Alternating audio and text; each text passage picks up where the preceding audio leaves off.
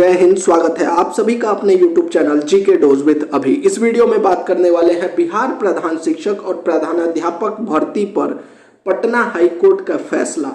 नियोजित शिक्षकों ने जो रीट दायर की थी कि जितने भी बीपीएससी के द्वारा जो है प्रधानाध्यापक की नियुक्ति की जा रही है उसको रोक लगाने के लिए, अब देखिए उस फैसले को लेकर जो है पटना हाईकोर्ट ने जो डिसीजन दिया है 26 नवंबर को, उसका क्या फर्क पड़ने वाला है। आपका जो करंटली नियुक्ति प्रक्रिया चल रही है क्या उसका फर्क पड़ेगा या नहीं पड़ेगा, जो कोर्ट का फैसला है वह भी दिखाएंगे और सभी चीजों को एक एक करके क्लियर करेंगे। तो वीडियो को पूरा देख लीजिएगा।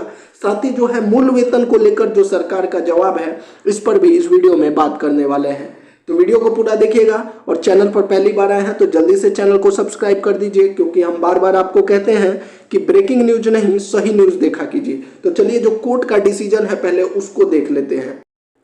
तो कोर्ट का जो फैसला है वो आपके सामने है। देखिए ये जो है पेटिशनर्स के नाम है, ये जितने भी नाम हैं ये सब जो है आपके नियोजित शिक्षक हैं। इन्होंने जो है कोर्ट में रीट दायर की थी कि इनका जो है पदोन्नति के द्वारा जो है प्रधानाध्यापक बनाया जाना था, लेकिन अब जो है जो नियमावली है जो 2020 की नियमावली जिसमें पदोन्नति का जिक्र किया गया है उसके आधार पर इनको पदोन्नति नहीं मिल रहा है और सरकार जो है वो बीपीएससी की परीक्षा के द्वारा जो है हेडमास्टर और हेड टीचर की नियुक्ति की जा रही है। तो इसमें जो हेडमास्टर को लेकर कहा गया है उसको देख लेते हैं। ये चौथा पॉइंट जो है पूरा देखिएगा तभी आप समझ पाएंगे। देखिए चौथा पॉइंट क्या है, पहले इसको पूरा पढ़ेंगे उसके बाद इसका हिंदी में भी मतलब आपको बता देंगे। The learned senior counsel submits that IA मतलब interlocutory application number 1 of 2024 has been filed where a prayer has been made to restrain the respondent from filling the post of headmaster in Rajkiyakrit Project Kanya and Utkramish Secondary and Senior Secondary School covered by the Bihar Jila Parishad Secondary and Senior Secondary School Services। और यहाँ पर आगे क्या कहा गया है पहले इसको पूरा पढ़ के एक बार बता देता हूँ, उसके बाद इसका मीनिंग भी आपको बता दूंगा। and senior secondary school services appointment promotion transfer disciplinary proceedings and service conditions rule 2020 by direct recruitment from any successful candidates of advertisement number 26 of 2024 whose provisional merit list was published by the Bihar Public Service Commission 1 नवंबर 2024। तो इसमें ये कहा गया है ये चौथे point में कि जितने भी पेटिशनर्स हैं उन्होंने यह भी याचिका दायर की है कि बिहार बीपीएससी द्वारा जो है एक एडवर्टाइजमेंट, जो यहाँ पर एडवर्टाइजमेंट निकाला गया था जिसमें जो 6000 प्रधानाध्यापक की भर्ती थी और इसका जो है प्रोविजनल मेरिट लिस्ट भी जो जारी किया गया, अभी रिजल्ट आया था 1 नवंबर को जिसमें लगभग 6000 जो है प्रधानाध्यापक जो है सफल हुए थे। इस पर भी रोक लगाने की बात इसमें कही गई है। इसके अलावा जो अगला पॉइंट है इसमें क्या कहा गया है, the learned council appearing on behalf of the state. अब जो है ये याचिकाकर्ताओं का ये पॉइंट था कि उस पर रोक लगाया जाना चाहिए, लेकिन सरकार की तरफ से जो जवाब दिया गया है स्टेट की तरफ से उसमें देखिए क्या कहा गया है। The learned council appearing on behalf of the state submits that the relief claim for by the petitioner in the intercolatory application cannot be granted for the reason that the said relief is being claimed based on apprehension that the chances of the petitioner for being considered as headmaster in school governed by the Jila Parishad will be affected in the if a candidate selected by a BPSC is appointed as headmaster. The learned counsel for the state next submits that in the event if a candidate selected by the BPSC appointed as headmaster in a school governed by the Jila Parishad and the petitioner feel aggrieved that the appointment of the candidates selected by BPSC has been made in breach of the rules affecting their consideration, in the event the petitioner can move before an appropriate firm authority for the redressal of the grievance, but at this stage the said relief cannot be granted। तो इसमें कहा गया है जो सरकार की तरफ से जवाब दिया गया है, यहाँ पे जो याचिकाकर्ताओं ने जो है हेडमास्टर की नियुक्ति पर रोक लगाने की बात कही, तो 5वें पॉइंट में जो है सरकार की तरफ से ये कहा गया है कि इस पर आप रोक नहीं लगा सकते, सिर्फ इस बिना पर कि जो आप बीपीएससी का जो है नियुक्ति हो रही है उससे आप प्रभावित होंगे, तो इसलिए आप जो है इस पर रोक नहीं लगा सकते। ये जो है सरकार की तरफ से एक ब्रीफ में जो है जवाब दिया गया। अब इस पे कोर्ट का क्या कहना है उसको देख लेते हैं।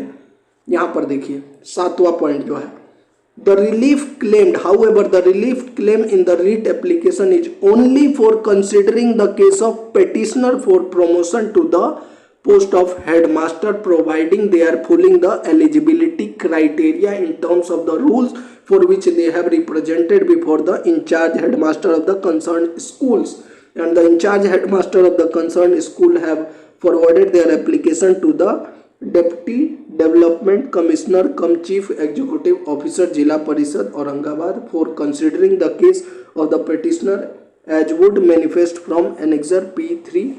तो यानी कि यहाँ पर क्लियरली ये कहा गया है कि जो आपका प्रमोशन को लेकर जो है उस पर रिलीफ दिया गया है, यानी जो नियोजित शिक्षक हैं उनको जो है प्रमोशन का लाभ मिलना चाहिए, पदोन्नति का लाभ मिलना चाहिए। अगर उन्होंने जो है यहाँ पर जो है जो रिक्वायरमेंट आपका 2020 का नियमावली है उसको वो फुलफिल कर रहे हैं तो उनको पदोन्नति का लाभ मिलना चाहिए। और जो deputy development commissioner cum chief executive officer है उनको यहाँ पर कहा गया है, ये 10वां पॉइंट में दिखा देते हैं जो फैसला है।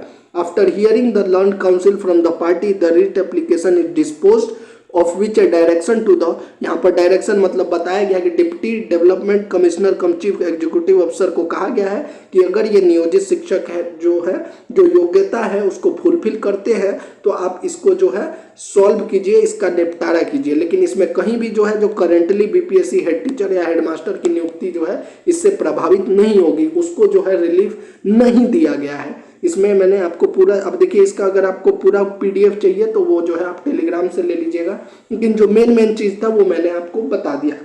तो जितने भी शिक्षक कमेंट करके पूछ रहे थे इसका क्या प्रभाव पड़ेगा, इसका उस पर कोई भी प्रभाव नहीं पड़े। अब बात कर लेते हैं ये जो मूल वेतन को लेकर जो है, तो मूल वेतन को लेकर भैया सरकार ने क्लियरली मना कर दिया है। देखिए ये प्रश्न पूछा गया था विधान परिषद में, क्या यह सही है कि राज्य के प्रत्येक पंचायत में एक मध्य विद्यालय को उच्च माध्यमिक विद्यालय में उत्क्रमित किया गया है जिसमें बीपीएससी से कठिन परीक्षा पास कर 369 प्रधानाध्यापकों की नियुक्ति 35,000 रुपये बेसिक वेतन पर हुई है। तो इसको सरकार द्वारा स्वीकार किया गया है। क्या यह सही है कि जिस मध्य विद्यालय के उत्क्रमित किया गया है उस मध्य विद्यालय के सहायक शिक्षकों का वेतन 35,400, स्नातक शिक्षकों का 44,900 रुपये है तथा प्रधानाध्यापक का 47,000, इसको भी स्वीकार किया है। क्या यह सही है कि विद्यालय अध्यापक नियमावली एवं विशिष्ट शिक्षक नियमावली के अनुसार +2 वरीय अध्यापक एवं विशिष्ट +2 वरीय शिक्षकों का वेतन बेसिक वेतन 34,000 रुपये है, इसको भी स्वीकार किया। यदि उपरोक्त खंडों के उत्तर स्वीकारात्मक है तो क्या सरकार उच्च माध्यमिक विद्यालयों के नवनियुक्त 369 प्रधान अध्यापकों के पद की गरिमा, कार्यभार एवं पदानुक्रम का ध्यान रखते हुए मध्य विद्यालय के प्रधानाध्यापक का बेसिक वेतन 47,600 से अधिक करने का विचार रखती है? यदि हाँ तो कब? तो यहाँ पर जवाब दिया गया, वस्तु स्थिति यह है कि 2006 के पश्चात विद्यालय में पर्याप्त संख्या में पंचायती राज नगर निकाय द्वारा शिक्षकों की नियुक्ति की गई है और राज्य सरकार द्वारा इन शिक्षकों का वेतन भी पूर्व में नियमित शिक्षकों से अलग रखा गया है। उक्त के परिप्रेक्ष्य में ही उत्क्रमित एवं नव स्थापित उच्च माध्यमिक विद्यालयों में प्रधानाध्यापक का पद बिहार राज्य उच्च माध्यमिक विद्यालय प्रधानाध्यापक नियुक्त स्थानांतरण अनुशासनिक कार्रवाई एवं सेवा शर्त नियमावली 2021 के तहत सृजित किया गया है, जिसका मूल वेतन 35,000 रुपये से शुरू होता है। वर्तमान में उक्त के परिप्रेक्ष्य में ही प्रधानाध्यापक का वेतन देय होगा।